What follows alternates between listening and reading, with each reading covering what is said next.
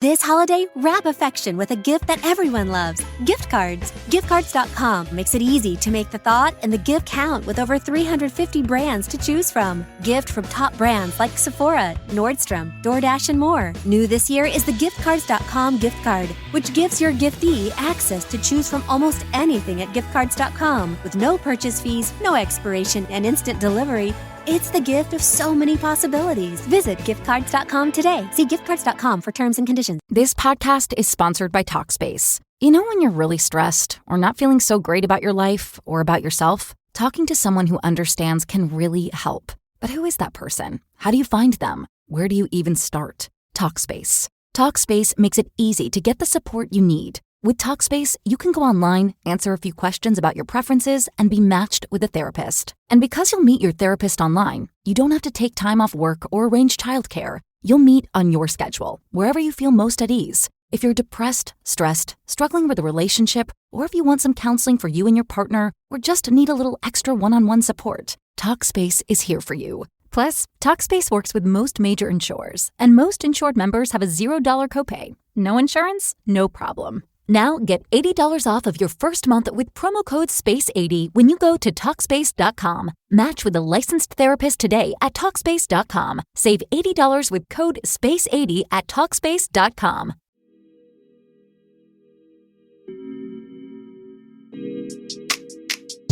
Hello, good morning, and welcome back, or welcome to Morning Ray. I'm your host, Lan or Lana, and today's episode was sparked by a listener or follower DM last week. She messaged me about finding that she has been really good with maintaining her routines and building her routines, and almost is hesitant to say yes to any social plans that inflict that or would throw the routine off per se. And I totally get it. I've been there, and that is why today's episode is all about how to be spontaneous yet balanced when you've protected your peace for too long, when you've gotten too used to just doing things by yourself, isolating yourself, putting a lot of time and energy into your wellness and health and fitness routines and all the things that you do for your mental sanity and physical well-being. It can be really hard to snap out of the all or nothing mentality, to feel wrong for falling out of your routine or habit that you've set up for yourself one night or for a few nights in a week. But I've been there. I've been on every single spot of the spectrum where I've completely forgotten about my routines and pushed them off to the side and totally just lost the ball with that. And then I've also been way too disciplined and isolating with myself. I'm here to help you walk through all of that. Maybe if this resonates to a degree,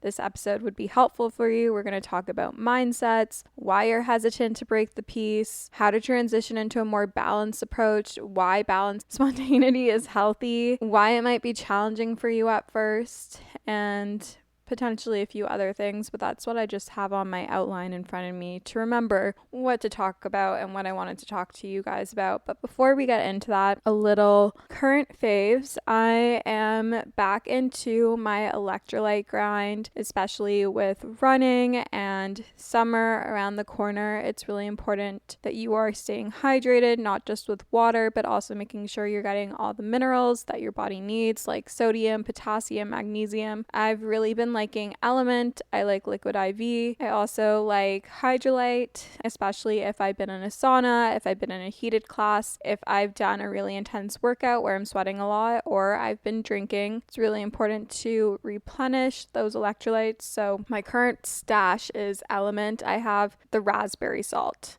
I also like the grapefruit, but I have the raspberry salt and it's really delicious. Also obsessed with deep cleaning my space. I went through my vanity in my bathroom and then my entire PR closet, which is also my coat closet, which is also my linen closet on Monday. Was it on Monday? I think it was on Monday or Tuesday. I don't know. What day is it? It's Wednesday. I think I did this Monday. I did indeed do this Monday. I decided to ensue chaos on my apartment and just deep clean when I woke up. As literally getting ready and I was like, I can't handle this anymore, and just went full throttle deep clean mode, and I feel so much better. And speaking of deep cleaning, I am no longer holding on to things just in case I need it in this occurrence, blah blah blah. If I haven't touched it, there are things that I had in this box of PR that I had been gifted or I had bought in my last apartment, which is over 2 years ago. If I haven't touched it since then, I'm probably not going to touch it. I had old towels that I had brought from when I moved out initially, when I didn't have my new towels yet. Like, there is so much shit just sitting in the cupboard, not being used. And so we've donated, we've given to friends, we've tossed things that can't be done for any of that.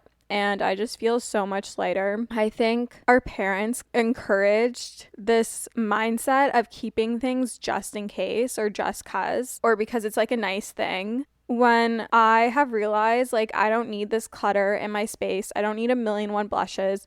I don't need 1,000,001 different options for hairspray, hair products, etc. Like, I rather almost live minimally and have the things that I know I'm going to use and love, and get rid of the things I'm no longer using. And if I find in the future I need those things again, then I get them again.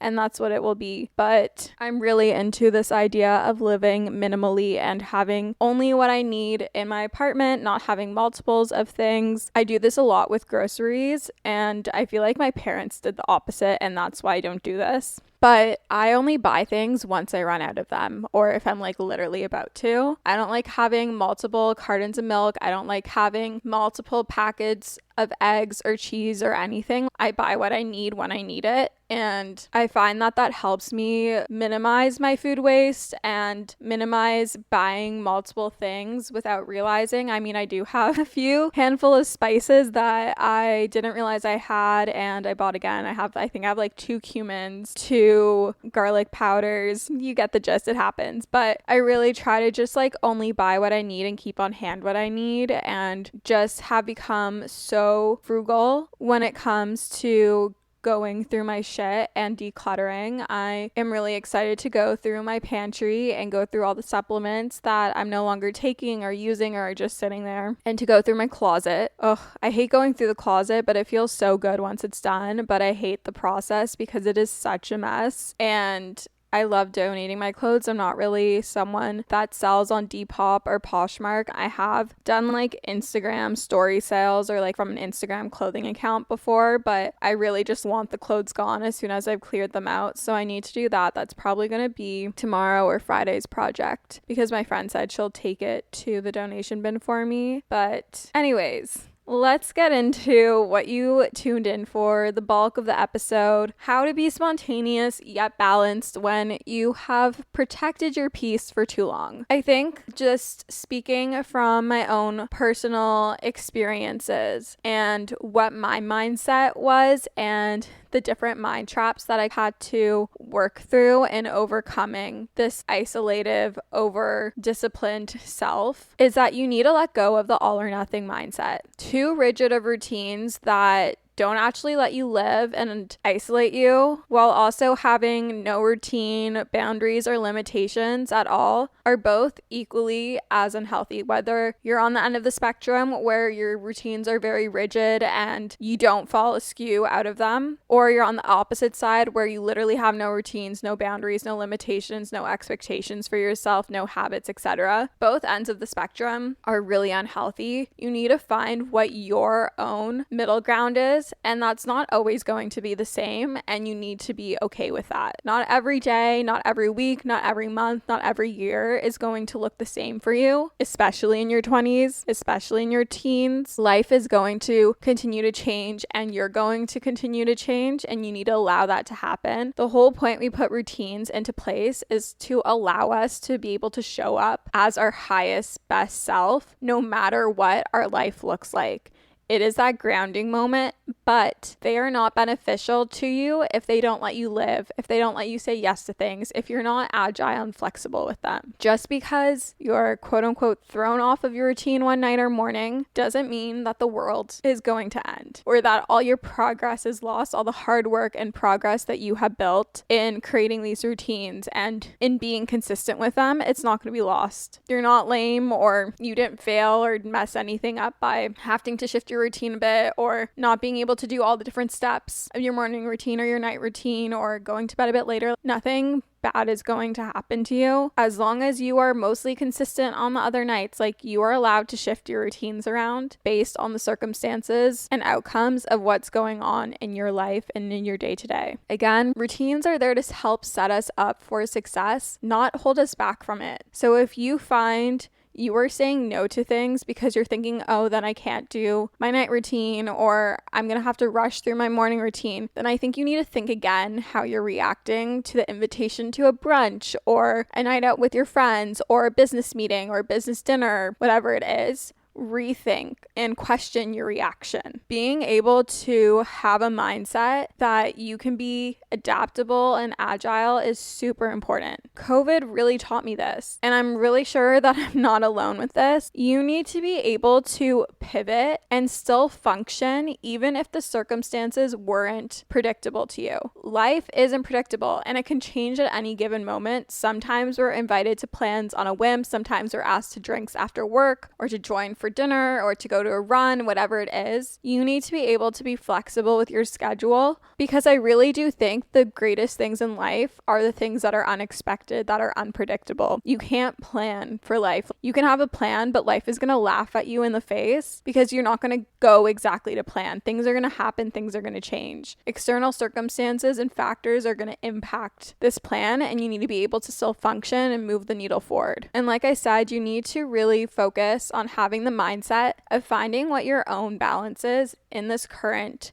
stage of your life. This is, again, something that is not set in stone. It needs to be flexible. It's going to change throughout each season of your life. So what does balance feel like to you? It does not need to equivalent to the same tangible things in your routine and your habits and your lifestyle, but it needs to be a similar feeling. What is too much social time? What is too much fitness? What is too much alone time for you?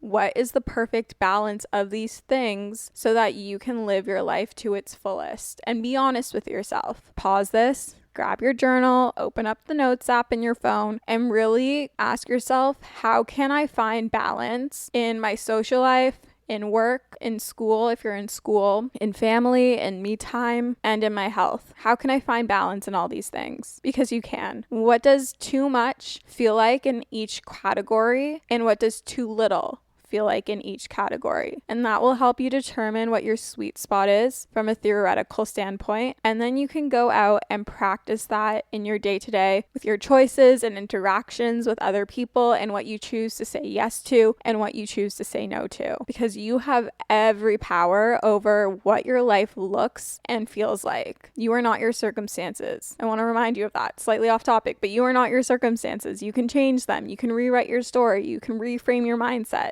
So what does balance look like for you, and what do you need it to be? Be honest, be truthful, be vulnerable with yourself. Look at yourself from the outside in and go reflect and come back when you're ready. If you're sitting here and the idea of changing what routines you have so rigidly in place terrifies you, if you feel really hesitant to break your peace, I have 3 things here as to why that might be. The first one is a means of control. Every other aspect of your life is something that is technically out of your control. There are external factors that can impact the way in which all those things go, but the one thing you have control over is what you do when you wake up, what you do when you go to bed, the routines that you do, what your workouts are, what you're eating, when you're going to sleep, etc. And I feel like my list of things to buy, to do, activities that involve spending money is never ending around the holidays, making the idea of investing and saving and thinking about your future to be a little bit more challenging, a little bit more overwhelming. Acorns makes it easy to start automatically saving and investing for you, your kids, and your retirement, even during the holidays. You don't need to be an expert. Acorns will recommend a diversified portfolio that matches you. You don't need a ton of time. You can create your Acorns account and start automatically investing your money in just 5 minutes. You don't need to be rich. Acorns lets you get started with the spare money you've got right now. That could be $5 a day or even just your spare change. That's right, Acorns can round every purchase you make up to the dollar and automatically invest your spare change for you. And you can get bonus investments just for buying the stuff you need from the brands you love. I personally love Acorns. It's simplified the investment process, which can be overwhelming and intimidating, but it just makes it so simple, so easy, and something more accessible no matter how much money you have to invest. Head to acorns.com/Alana or download the Acorns app to start saving and investing for your future today. Paid non-client endorsement compensation provides incentive to positively promote Acorns.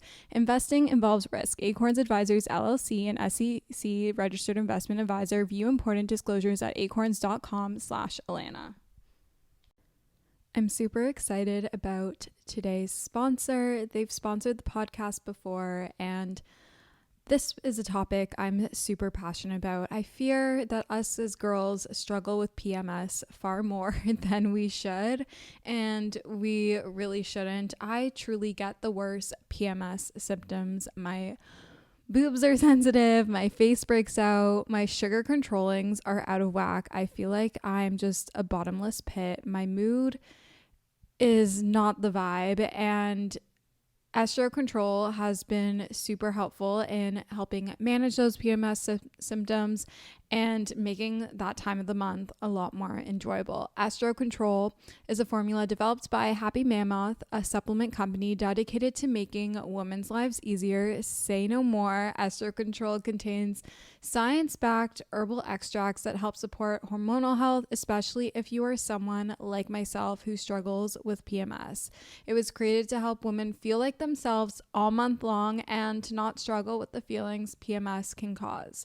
For a limited time, you can get 15% off your entire first order at happymammoth.com. Just use the code Alana at checkout.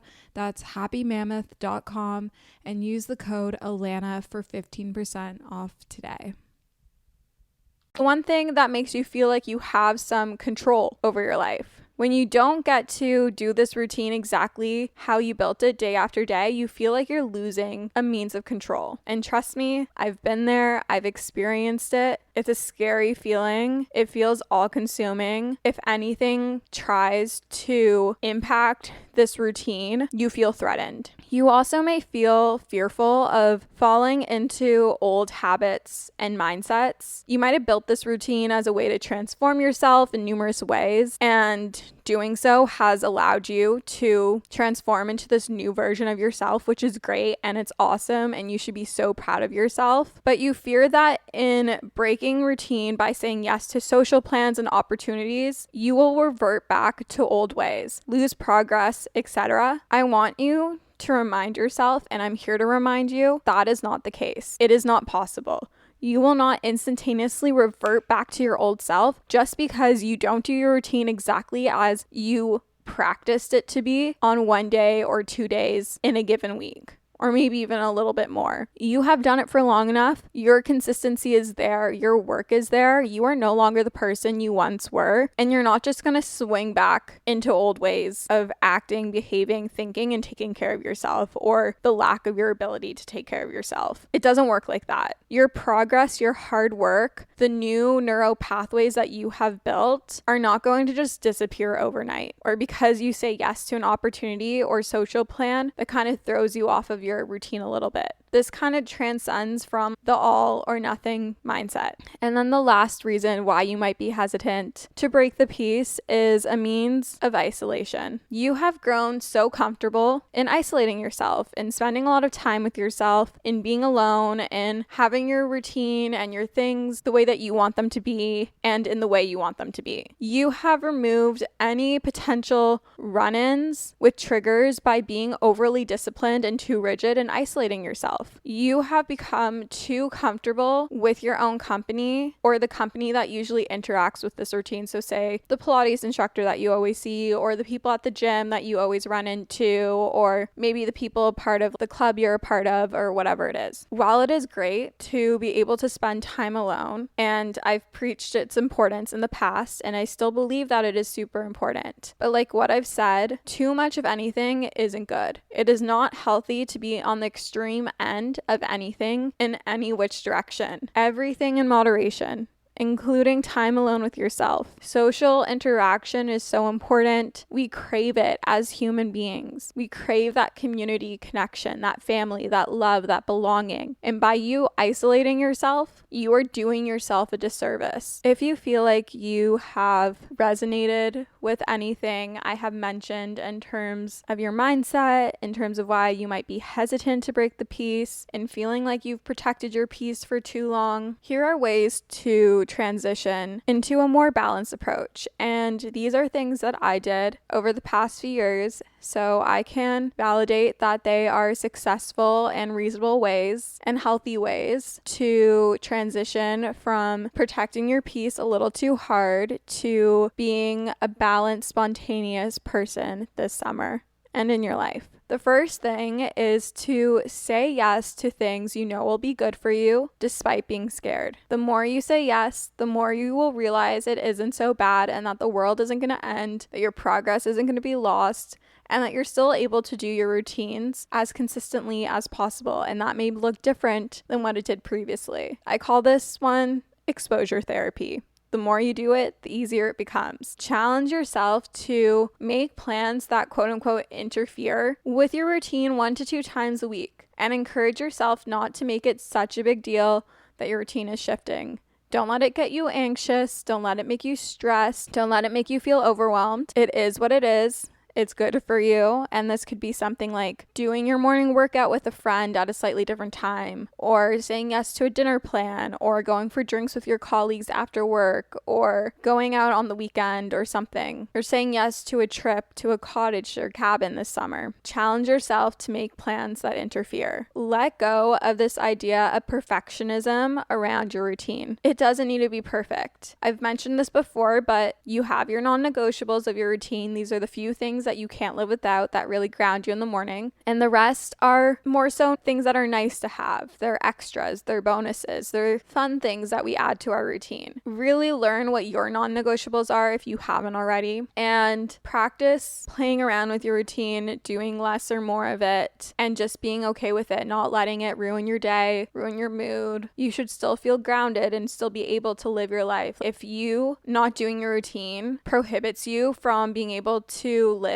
one day in peace, then I think you need to question your mindset surrounding your routine and your wellness practices a bit. And if you want a reason why you should encourage yourself to be more spontaneous and to find more balance in your life, and as to why it's healthier to be this way, here are a few things that I've put together. Not everything in life is meant to be planned to a T. You actually cannot expect life to always go as planned, and it's better to go into things with an open, positive, optimistic mindset and let life surprise you than to plan things to a T, and if it doesn't go exactly that way, then you are disappointed. Spontaneous plans equal more opportunities for good things to happen. Honestly, some of my best memories and most notable moments in the past few years, especially this year and last year, have been from spontaneous plans, when I have spontaneously said yes to something that I wouldn't have in the past. If that doesn't encourage you to say yes to more things that you think would serve you despite them scaring you more often, I don't really know what will. What good are your routines if you can't actually live? Life is meant to be experienced in the present, not a calculated game plan. This isn't Sims that we're playing. This isn't some hypothetical situation. This is your life, and you only have one of it. Say yes. Be open-minded, be spontaneous, find balance in the chaos. Your routines are meant to set you up and enable you to be agile with them when opportunities arise. Because what good are these routines if they end up then prohibiting you from the opportunities that you were seeking? Learn your true social battery capacity and limits. Don't make them up in your head. If you always say no, you won't learn, and the smallest things will drain you because your mind is focused on your routine being messed up. Trust me, it's a thing, and I'm sure I'm not the only one that has felt this or thought this. Practice and discover through experience. Say yes to things. You might say yes to too many things, but then you'll learn what sort of things energize you, what sort of people energize you, and what drains you and what's not worth your time. If you're single, you can't meet someone if you're always at home. Unfortunately, it doesn't work that way, especially if you want an organic interaction. Say yes to more spontaneous things. It increases your odds of meeting someone either directly or someone who will know someone who will then introduce you to this person. And if you're looking for friends, you also can't do that if you're always alone at home or not open to making plans. In order to have a friend, you need to hang out with them and meet them in person. So say yes to plans. You never know who you're going to meet or run into or be introduced to. You never know what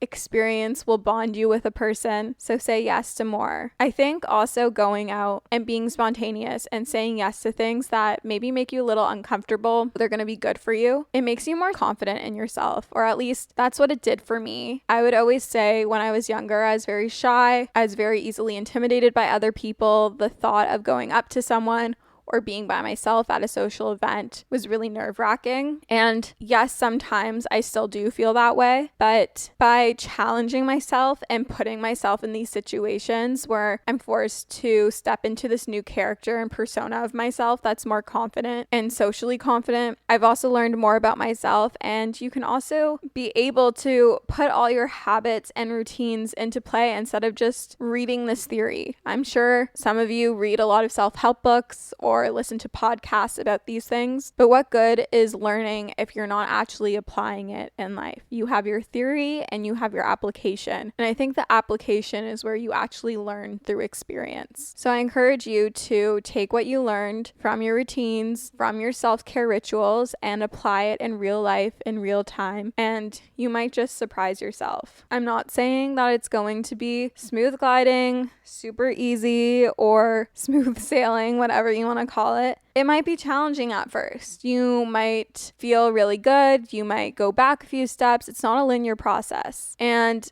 it might be challenging at first because whenever we get into routine with something we've built habits around, it's hard to break a cycle and a mindset surrounding something you've been so rigid with for so long. It's going to feel uncomfortable. It's going to feel new. It's going to feel foreign. But you have to constantly work on rewiring your thought patterns and natural response by counteracting the initial thought and allowing a new neural pathway to form. The more often you encourage yourself to break the all or nothing mindset and the overbearing routine mindset, the desire to isolate, etc., the sooner you'll be able to be more flexible and truly balance the art of taking care of yourself, practicing your wellness rituals, and living life freely and spontaneously. Like what I said, exposure therapy. The more you do something, the better you'll get at it, the more confident you will feel in it, the more confident you will feel in yourself, and the better and more natural it will feel to you. And switching this kind of mindset and going from protecting your peace too hard to living a very spontaneous yet balanced lifestyle is going to look different and feel different for everyone based on a variety of factors. We all have different personalities. We all have different circumstances. We all have a different relationship with ourselves.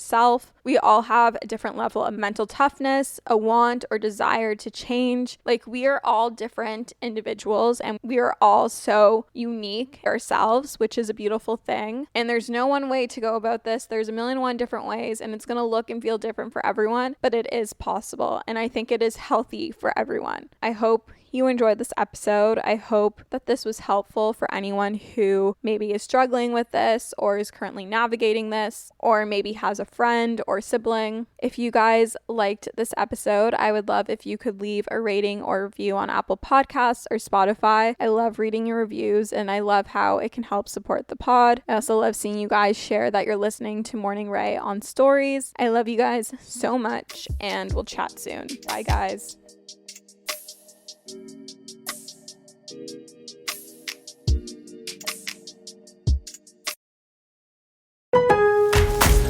The holidays are just around the corner, so now's the time to shop new deals at Lowe's. Make your home even merrier with up to 75% off select holiday decor clearance. Plus, don't miss our limited time weekly deal drops on items like appliances, tools, grills, and more. There's something for everyone on your list. Count on Lowe's to help you save all season long, because Lowe's knows deals. Valid 12/19 through 12/25 while supplies last. Selection varies by location.